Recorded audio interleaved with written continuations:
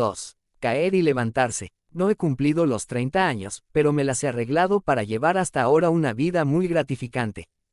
Mi organización evangélica sin fines de lucro, Life Without Limes, y mi firma de conferencias y videos de inspiración en DVD, Attitude is Altitude, han propiciado que viaje por el mundo para servir a los demás. En los últimos 7 años, he hablado ante más de 4 millones de personas, en 270 conferencias al año aproximadamente, recorriendo el mundo y visitando 43 países. Pero en diciembre de 2010 toqué fondo.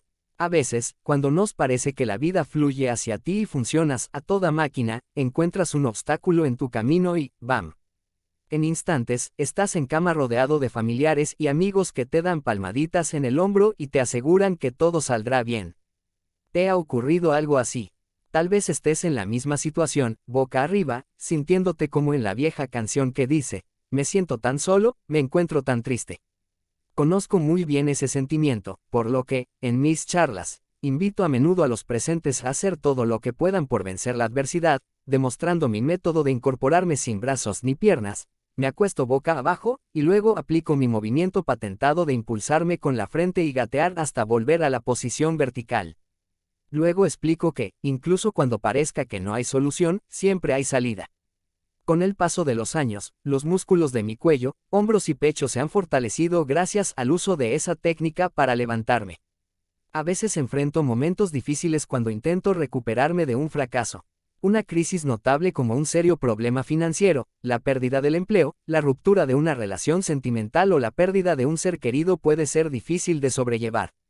Incluso un desafío relativamente menor puede parecernos abrumador si ya estamos afectados o somos vulnerables. Si sientes que estás luchando más de lo usual con un reto, el plan de recuperación que recomiendo es recurrir con gratitud a aquellos que te aprecian, tener paciencia con tus sentimientos heridos, hacer lo mejor posible para entender las realidades en oposición a las emociones en juego y poner tu fe en acción. Aunque pueda parecerte una tarea ardua, avanza paso a paso, día a día, sabiendo que en cada prueba habrá lecciones valiosas que aprender y fuerza que obtener.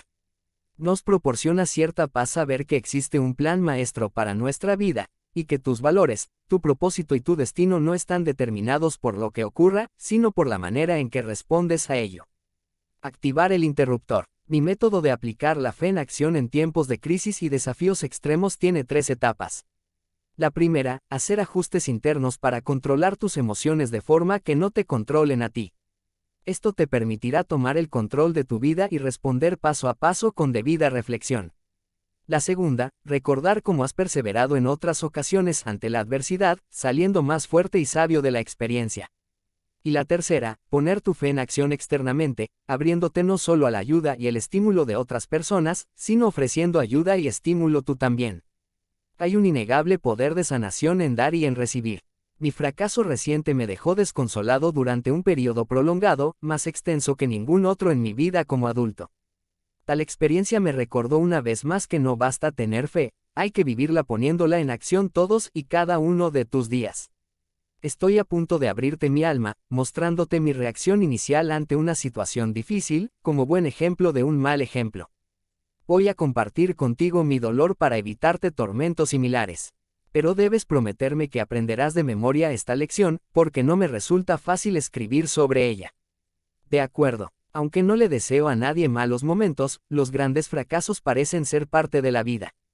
Quiero creer que los encontronazos ocurren para enseñarme partes importantes sobre mí mismo, como la solidez de mi carácter y la profundidad de mi fe. Es probable que también hayas tenido fracasos, y estoy seguro de que has aprendido la lección. Las crisis personales, profesionales o financieras son muy comunes, y con frecuencia difíciles de vencer en el aspecto emocional. Pero si asumes los momentos difíciles como oportunidades de aprendizaje y crecimiento, es muy probable que salgas de ellos más fuerte y con mayor rapidez. Si tu desesperación no desaparece al cabo de un tiempo razonable, o si sientes depresión durante periodos prolongados, te ruego que busques la ayuda de una persona confiable o de un consejero. Ciertos traumas emocionales necesitan ayuda profesional. No te avergüence aprovechar la ayuda de un experto. Millones de personas han encontrado alivio de esa forma a la depresión profunda. La tristeza paralizante, la desesperación y el desconsuelo ocasionados por momentos difíciles o tragedias nos pueden afectar a todos. Los acontecimientos inesperados y estresantes pueden dejarnos abrumados y golpeados, heridos, maltratados. Ábrele tu puerta al consuelo de tus familiares y amigos. Sé paciente con ellos y contigo mismo. La sanación lleva tiempo. Como muy pocas personas pueden recuperarse, en un santiamén, no esperes que eso ocurra, sino, más bien, reconoce que es preciso darse a la tarea de sanar. No es un proceso pasivo. Debes activar el interruptor y aprovechar toda la energía que tengas, incluyendo tu fuerza de voluntad y el poder de tu fe. Curar viejas heridas. Cuando te encuentres súper estresado, muy alterado e incapaz de obrar porque te ha ocurrido algo, es importante que separes lo que te aconteció de lo que sientes dentro de ti. Todos tenemos cicatrices emocionales provocadas por experiencias pasadas. En ocasiones no han sanado por completo, de ahí que, ante una situación difícil, vuelvan a abrirse. El dolor profundo que sientes se puede incrementar a causa de heridas pasadas e inseguridades que resurgen. Si consideras que podrías reaccionar desmedidamente ante una situación difícil, o si estás abrumado e incapaz de hacerle frente, pregúntate lo siguiente: ¿por qué esta situación me golpea tan fuerte? ¿Reacciono así por lo que me está ocurriendo, o por lo que me pasó en el pasado? A finales de 2010, la vida me recordó la importancia de analizar mis sentimientos y su impacto en mis acciones. Al mirar atrás, puedo ver que el enorme obstáculo que enfrenté en ese tiempo no fue realmente una gran calamidad. Lo consideré así porque el exceso de trabajo y los viajes constantes me provocaron un agotamiento espiritual, mental y emocional. Fue la primera vez que uno de mis negocios experimentó graves retos financieros. Irónicamente, el problema que me hizo tocar fondo se produjo en mi compañía Attitude is Altitude, que comercializa mis charlas y los DVD de inspiración y motivación. Un negocio que ha experimentado una creciente demanda, incluso en tiempos de recesión, por lo que contraté más empleados y amplié las operaciones. Como creía que la compañía gozaba de buena salud, me sorprendí enormemente cuando mi equipo me comunicó que confrontaba problemas con el pago de las nóminas y las cuentas. A pesar de la crisis económica nos había ido bien, y, de repente, los grandes clientes que nos debían dinero por la compra de los DVD y el contrato de conferencias demoraban sus pagos o dejaron de pagarnos. O sea, que los ingresos con que contábamos no llegaban, y eso constituía gran parte del problema. El otro factor determinante era este tipo empecinado que lleva por nombre Nick Vujicic, que quería desde hacía mucho tiempo grabar un video musical cristiano para venderlo a través de mi negocio como un artículo inspirador. Cuando la operación floreció y mi primer libro figuró en las listas de los más vendidos en todo el mundo, sentí optimismo con respecto al futuro, y decidí filmar el video musical como producto de Attitude is Altitude. Entre los problemas de liquidez y los gastos del video, que resultaron mayores de lo esperado, las deudas de nuestro negocio llegaron a los $50,000. Habíamos estado corriendo a 200 km por hora, y de repente nos vimos obligados a pisar el freno a fondo. No exagero, teníamos 17 proyectos en marcha, y me vi obligado a cancelar o posponer casi todos. Le advertí a mi equipo que debíamos cambiar el rumbo y entrar en estado de supervivencia. Esos problemas son comunes en las compañías de rápido crecimiento, especialmente cuando la economía en su conjunto está en recesión. Pero esta situación me tomó de sorpresa, y me sentí culpable. Me concentré tanto en cumplir con mi propósito de inspirar y evangelizar a la gente en todo el mundo que rebasé los límites. El simple hecho de tener los recursos y una buena idea no equivale a que sea el momento adecuado. Operaba en el tiempo de Nick, no en el de Dios. Cuando me enteré que la compañía estaba endeudada, me consumió el sentimiento de haber defraudado a todos los que trabajaban para mí, y a todos los que creyeron en mí. Y, rápidamente, la intensidad de mi desesperación superó la magnitud del problema. Me sentí tan abrumado, que apenas pude funcionar, y no fue cuestión de 1 ni 2 días. Mi desesperación duró más de un mes, y tuvieron que transcurrir 1 o 2 meses más para salir totalmente de aquel abismo. Perdí confianza en mí mismo, y, me entristece decirlo, la perdí totalmente al interiorizar la frustración y la conmoción. Volví a ser aquel chico frágil e inseguro que fui un día. No pude dejar de tener pensamientos negativos como, me habré apartado del plan que Dios tiene para mí. ¿Quién era yo para ofrecer consejos, inspiración y guía espiritual a la gente en el mundo? ¿Qué valor tenía? Así las cosas, hice una regresión a mis peores inseguridades de la niñez. Los problemas financieros, en realidad conflictos de liquidez a corto plazo, volvieron a despertar mis viejos temores de ser una carga para mis padres y hermanos. Como podrás imaginar, mis padres se preocuparon mucho cuando me mudé solo a los Estados Unidos a los 24 años. Estaba dispuesto a demostrar mi independencia y seguir mi sueño de ser un evangelista y orador internacional. Desde entonces he recorrido un largo camino para materializar mis sueños y demostrar mi independencia. De hecho, mis padres decidieron trasladarse a los Estados Unidos para que mi padre, un contador que obra maravillas con la teneduría de libros, pudiera incorporarse a mi negocio. El paso más difícil que di después de enterarme de los problemas financieros de Attitude is Altitude fue llamar a mi padre para decirle que estaba a punto de formar parte de una compañía endeudada. Había tomado la decisión de mudarse a los Estados Unidos sin saber en lo que se estaba metiendo. Me sentí muy avergonzado por haberlo defraudado y decepcionado. Siempre he sido más soñador e impulsivo que mi padre, una persona práctica y analítica. Tanto él como mi madre me habían alertado antes de mudarme a los Estados Unidos de la necesidad de controlar mi dinero con cuidado. Y lo había echado todo a perder precisamente cuando iban a incorporarse al negocio. También temía que los demás dijeran que mis padres venían a salvarme a mí, su hijo sin piernas, sin brazos, y sin dinero. Y para colmo de males, había contratado a uno de mis primos para que trabajara en Attitude is Altitude a fin de que aprendiera a iniciar un negocio, por lo que sentí temor de que pensara que había aprendido, sí, pero a ser un perdedor. Aquellos pensamientos eran difíciles de procesar. Mis viejos temores de ser una carga me atacaron como una horda de furibundos insectos. Me había esforzado mucho, y con la publicación de mi primer libro, comenzaba a ver finalmente la luz al final del túnel. Pero, de pronto, la luz se apagó. El lado oscuro. Y fui presa de la depresión. No quería ni levantarme de la cama. Aunque me sentía incapaz de ofrecer motivación ni inspiración alguna, tuve que cumplir con varios compromisos de conferencias. Nunca olvido aquellas charlas, porque solo pude terminarlas por la gracia y la misericordia de Dios. En una ocasión, estuve llorando de desesperación 2 horas antes de iniciar un seminario de motivación. Un amigo que me asistió en aquella crisis de llanto y luego asistió a la charla, me aseguró que había sido la mejor que había dado. No lo creí hasta que vi la grabación. Esa noche no funcioné con mi propio poder, sino con el de Dios. Aunque pude llevar a buen término aquella charla, al día siguiente me volvió a abrumar la desesperación.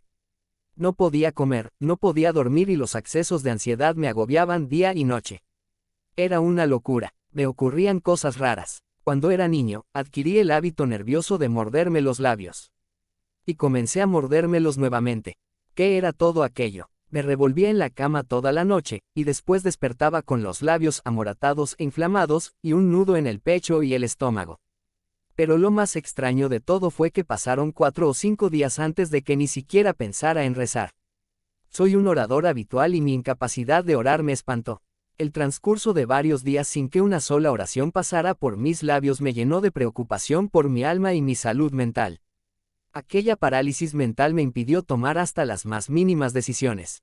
Por lo general paso el día tomando decenas de decisiones importantes con respecto a mi calendario de trabajo, mis proyectos y otros asuntos.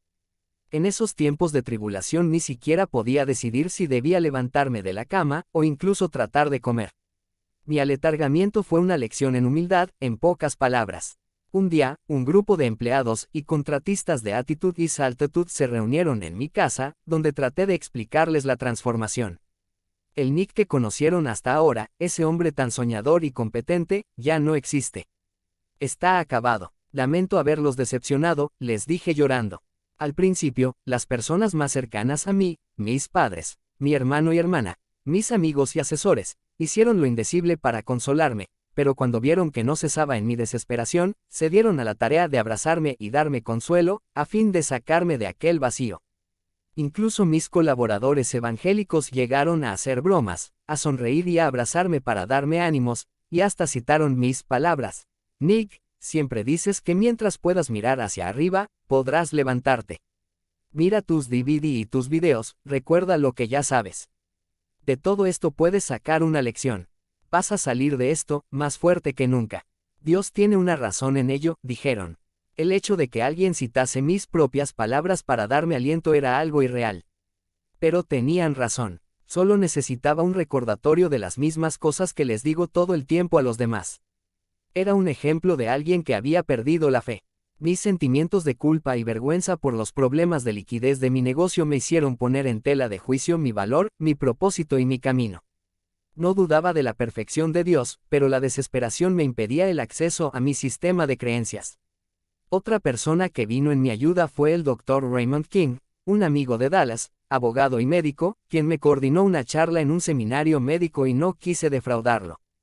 Pero cuando llegué a aquella ciudad, estaba agotado física y emocionalmente. Primero tienes que cuidarte a ti mismo. Sin tu salud perderás todo aquello por lo que has trabajado, dijo, y, con delicadeza, me llevó aparte para aconsejarme que mantuviera firmes mis prioridades para conmigo, y luego rezar una oración sencilla conmigo y darme un abrazo. Fue probablemente el mejor discurso de motivación que he escuchado. Me había costado trabajo llegar allí, pero las palabras del Dr. King ejercieron una gran influencia en mí. Sus palabras quedaron en mi mente porque, obviamente, estaba preocupado por mi situación. Su breve charla me recordó una que me dio mi padre cuando solo tenía 6 años. En esos tiempos yo tenía cierta tendencia a ser un poco descuidado y exagerado en mis movimientos. Ejemplo de ello fue el gran golpe que me di cuando payaseaba con un condiscípulo, el cual me ofreció un pedazo de banana mientras yo estaba sentado en la silla de ruedas. Me incliné tanto hacia adelante para morder la fruta, imitando a un mono, que la silla se volcó y fui a dar de cabeza contra el suelo con tal intensidad, que perdí momentáneamente el conocimiento. La preocupación de mi padre me emocionó de tal manera, que siempre recordaré sus palabras: hijo, siempre habrá otra banana, pero no otro Nicky. Tienes que ser más cuidadoso. Al igual que mi padre, el Dr. King me instó a examinar mis acciones y su impacto en mi vida. Hasta ese momento, me esforzaba intensamente pensando que el éxito de todas mis misiones dependía de mí, cuando, en realidad, debía haber confiado en Dios y recurrido más a su poder, su voluntad y su medida del tiempo. Esa falta de humildad y fe me llevaron a tocar fondo, y a la pérdida de alegría en mi vida por espacio de una breve temporada. Comencé a considerar mis conferencias como un deber y no como mi propósito. Como temía no ser capaz de proporcionar lo que requerían los estudiantes con problemas emotivos, llegué a rechazar la oportunidad de una charla en una escuela secundaria donde un alumno se había suicidado. No puedo negar que me eché a llorar después de hacerlo, porque hablar es mi pasión, y ayudar al prójimo es la fuente de mi alegría. Lecciones reveladas. Desearía poder decirte que desperté una mañana con la mente clara y el espíritu renovado, salté de la cama y anuncié: estoy recuperado. Lo lamento, pero las cosas no ocurrieron de esa forma, y si pasas por un periodo de esa magnitud, es probable que tú tampoco salgas de ahí de la noche a la mañana. Pero recuerda que hay días mejores por delante, y que los malos momentos también pasarán. Mi recuperación se produjo en breves lapsos, día a día, en un par de meses. Espero que la tuya sea más rápida, pero la recuperación gradual tiene sus beneficios. En la medida que se disipaba lentamente la niebla de la desesperación, agradecí cada rayo de luz que me llegaba. Y en la medida que mi mente se despojaba de los pensamientos autoderrotistas, aprecié el tiempo que se me concedió para reflexionar y contemplar mi descenso al abismo. Por supuesto, poner la fe en acción no es un ejercicio pasivo. Hay que tomar, activa y deliberadamente, las medidas necesarias para ubicar y emprender el camino que Dios te ha marcado. Cuando te desvías del camino, como me ocurrió a mí, en algún momento tienes que preguntarte qué pasó y por qué, y qué necesitas hacer para reiniciar tu camino de fe y propósito. Los peores tiempos que ponen a prueba tu fe pueden ser los mejores para renovarla y ponerla en acción. En una ocasión, un sabio entrenador de fútbol me dijo que considera tan valioso el hecho de perder como el de ganar, porque el primero revela las debilidades y fallas que tal vez han estado siempre presentes, pero necesitan enmendarse si el equipo desea tener éxito a largo plazo. Las pérdidas también motivan a sus jugadores a trabajar en las destrezas que deben perfeccionar para ganar. Cuando tu vida marcha viento en popa, la tendencia natural es no detenerse para evaluarla. La mayoría de nosotros solo dedicamos tiempo para examinar nuestras vidas, nuestras profesiones y relaciones humanas cuando no logramos los resultados que deseamos. En cada fracaso, falla y derrota habrá lecciones valiosas que aprender, e incluso bendiciones que descubrir. En los primeros días de mi etapa de desesperación por el endeudamiento de mi compañía, no tenía mucho ánimo para buscar las lecciones implícitas. Pero llegaron a mí con el paso del tiempo, y las bendiciones también se me revelaron. No me agrada reflexionar sobre ese periodo, pero me obligo a hacerlo porque en cada ocasión, descubro nuevos ángulos y emergen más lecciones. Te invito a buscar los ángulos de aprendizaje de cada uno de tus propios desafíos. Tal vez sientas la tentación de dejar atrás los tiempos difíciles y no pensar más en ellos. A nadie le gusta sentirse vulnerable. No me resulta divertido recordar cómo me sumí en mi miseria humana, cómo me regodeé en la lástima, y obré con exageración ante lo que quedó demostrado que fue un fracaso temporal. Pero una de las mejores maneras de hacer más llevaderas las experiencias pasadas es reemplazar el dolor con la gratitud. La Biblia dice, sabemos que en todas las cosas interviene Dios para bien de los que le aman, de aquellos que han sido llamados según sus designios. Mi tío Bata Vujicic, que confrontó problemas en su negocio de bienes raíces, me ha ayudado en muchas ocasiones repitiendo su mantra de fe, todo es positivo, a la cual mis jóvenes primos le han hecho la siguiente adaptación: amigo, todo marcha bien en este tren. Percepciones versus realidades. Durante mi etapa depresiva experimenté algo que tal vez hayas notado en tus malos momentos. Conforme el estrés abría viejas heridas e inseguridades, mi percepción de lo que estaba ocurriendo era mucho peor que la realidad de la situación. Una señal de que tu respuesta no está en concordancia con tu problema real es el uso de descripciones infladas y exageradas como estas.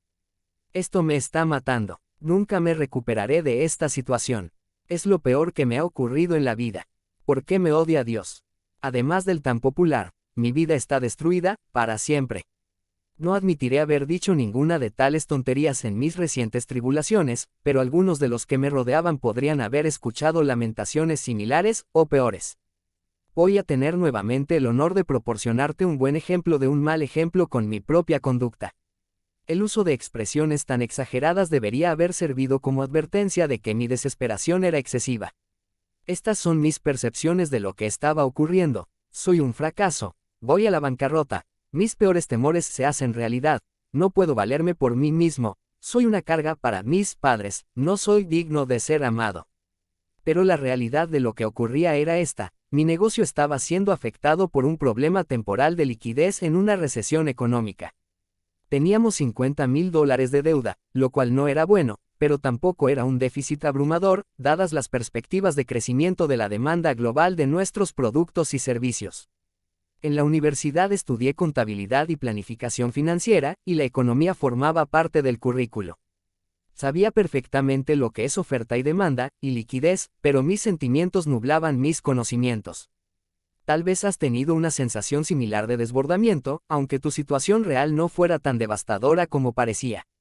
Nuestros sentimientos pueden afectar nuestra visión, y en medio de la desesperación, puede ser difícil ver las cosas desde una perspectiva realista. Mantener la perspectiva. Una de las lecciones que aprendí es que hay que ver las cosas en perspectiva, incluso en medio de una crisis personal. El miedo engendra miedo, y la preocupación, más preocupaciones. Aunque no puedas disipar los sentimientos de dolor, remordimiento, culpa, ira y temor que te embargan en tiempos difíciles, puedes reconocerlos como respuestas puramente emocionales y controlarlas para que no dicten tus acciones. Mantener la perspectiva requiere madurez, y esta llega con la experiencia. Nunca había estado en una situación tan seria, y como estaba físicamente exhausto por tantos viajes, me resultó difícil hacerle frente a la crisis con madurez. Mi padre y otros familiares y amigos con más edad y sabiduría trataron de ayudarme, diciéndome que ellos también habían pasado por experiencias similares o peores, y se habían recuperado. Como mencioné anteriormente, mi tío Bata se dedica al negocio de construcción de bienes inmobiliarios y administración de propiedades en California, por lo que podrás imaginarte los altibajos que habrá experimentado. Un déficit operativo de $50,000 es dinero suelto en su negocio, por lo que intentó asegurarme que tampoco era una deuda devastadora para el mío. Sin embargo, aunque deseara aprender con los consejos y errores de otros, sentí durante mucho tiempo que necesitaba dar tropezones por mi cuenta antes de alcanzar una sabiduría verdadera. Y me propuse ser un mejor estudiante. Si tanto tú como yo pudiéramos aprender al menos una lección de cada persona que conocemos, no seríamos mucho más sabios. No nos ahorraríamos tiempo, esfuerzos y dinero. Cuando nuestros seres queridos y amigos nos aconsejan, porque no escuchamos, incorporamos la lección y hacemos los ajustes necesarios. Si piensas que tienes que arreglar las cosas ahora mismo, No haces otra cosa que aumentar tu estrés. Por supuesto que algunas crisis exigen acción inmediata, pero esa acción puede consistir en un método paso a paso y día a día para solucionar el problema. En cierta ocasión, un miembro de mi junta asesora me dio un buen ejemplo al decirme: Nick, ¿sabes cuál es el mejor método para comerse un elefante? Mordisco a mordisco. La importancia de la humildad. Durante años, mi padre, el contador, me aconsejó que tuviera cuidado con mis finanzas, que ahorrara más de lo que gastaba, y que tuviera siempre en cuenta un presupuesto cuando comenzara un nuevo proyecto. No le hice caso. Soy arriesgado y el más conservador.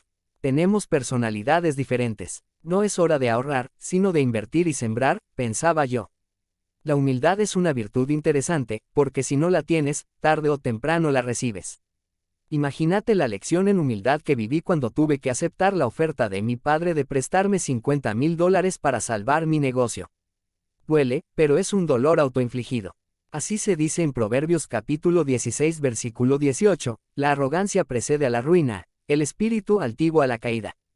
Estoy seguro de que si abres tu Biblia en ese capítulo y versículo, me verás retratado. Al reflexionar sobre mi crisis, me di cuenta de que carecía de humildad en varios aspectos de mi vida. ¿Por qué la humildad es importante para una persona en crisis? Primeramente, puedes sentirte avergonzado si tu problema se debe a un error o fallo. En otras palabras, sientes humildad. Encolerizarse, llorar o darte por vencido no va a cambiar la situación, y responder con emociones negativas solo te hará sentir peor y ahuyentará a quienes te rodean.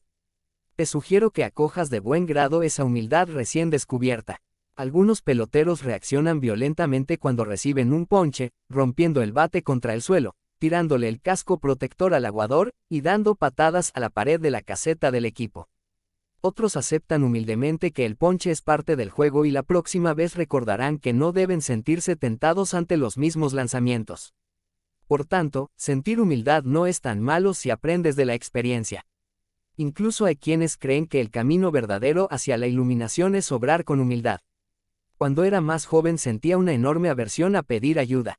Es un gran acto de humildad pedirle a quienes te rodean que te ayuden a comer, que te levanten y te sienten en una silla o te lleven al baño. No me gustaba sentirme así.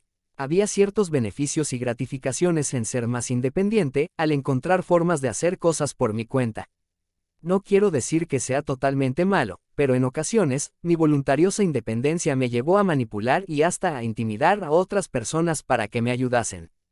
En vez de limitarme a pedir ayuda, exigía favores de otras personas como mi pobre hermano Aarón, a quien solía tratar como a un sirviente, no como un hermano. Cuánto lo siento, Aarón. De cuando en cuando Dios tenía que restituirme la humildad. No me había dado cuenta de que era muy egoísta, impaciente y orgulloso.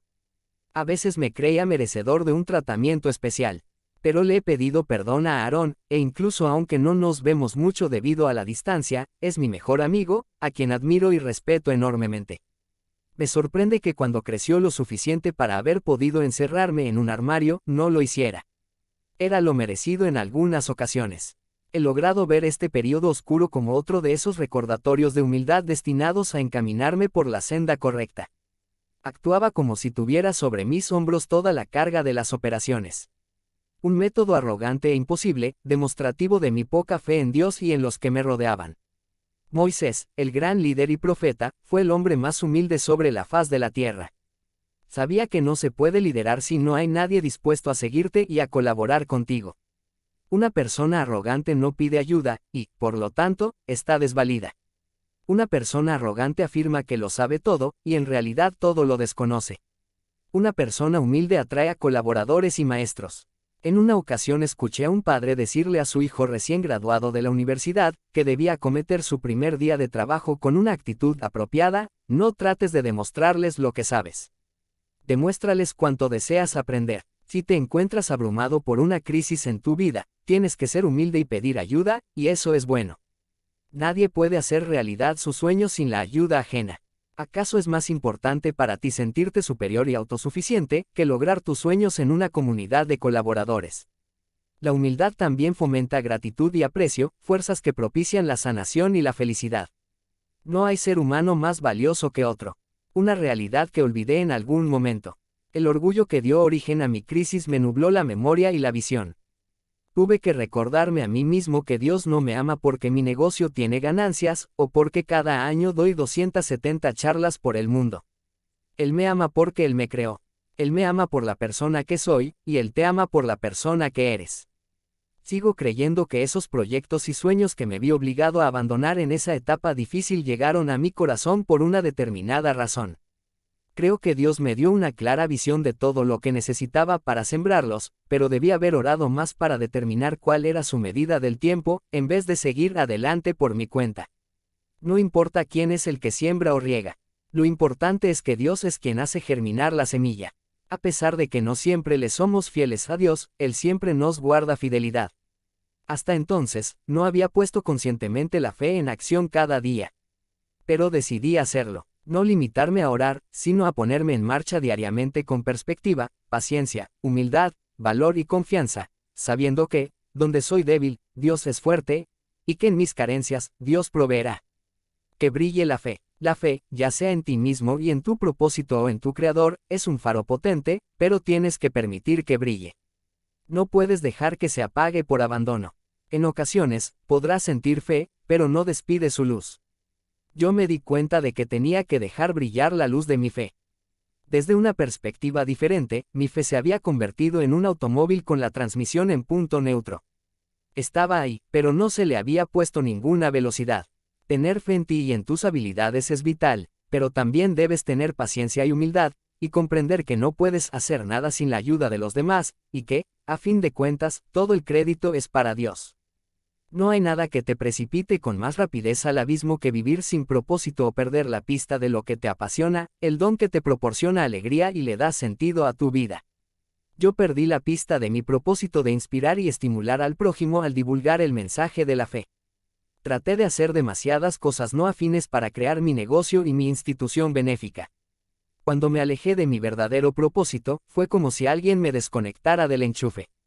Si sientes que vas a caer en la desesperación, que se agota tu energía y se te acaba la fe, pregúntate, ¿qué es lo que más me importa? ¿Qué es lo que me proporciona alegría? ¿Qué me impulsa y le da sentido a mi vida? ¿Cómo puedo recuperar todas esas cosas? Tú y yo estamos en la tierra para servir a alguien más grande que nuestros limitados intereses. Cuando nos enfocamos en nosotros mismos y no en Dios, perdemos nuestra mayor fuente de poder. Dios nos da el talento para beneficiar a los demás. Cuando lo usamos para un propósito mayor, ponemos la fe en acción con el fin de cumplir el plan que tiene para nosotros. Por eso, marcamos una diferencia en este mundo que nos ayuda a prepararnos para el otro. En cama, pero resuelto. Ya he dicho anteriormente que mi crisis hizo que sirviera como buen ejemplo de uno malo, por lo que podríamos decir que al menos servía algún propósito como la demostración de lo que es la fe inactiva. Ahora quiero contarte la historia de alguien que constituye un ejemplo idóneo de buen ejemplo de fe en acción, uno de los mejores que encontré. Incluso le dediqué mi primer libro a él, pero dejé su historia para estas páginas. La primera persona que me habló de Phil Todd, de La Joya, California, fue mi madre, cuando aún vivíamos en Australia. A su vez, ella se enteró de la existencia de Phil y de su sitio web cristiano en nuestra iglesia. Mi madre me mostró su sitio web, y su historia de fe en acción me emocionó enormemente. A los 22 años, se levantó un día con problemas para hablar.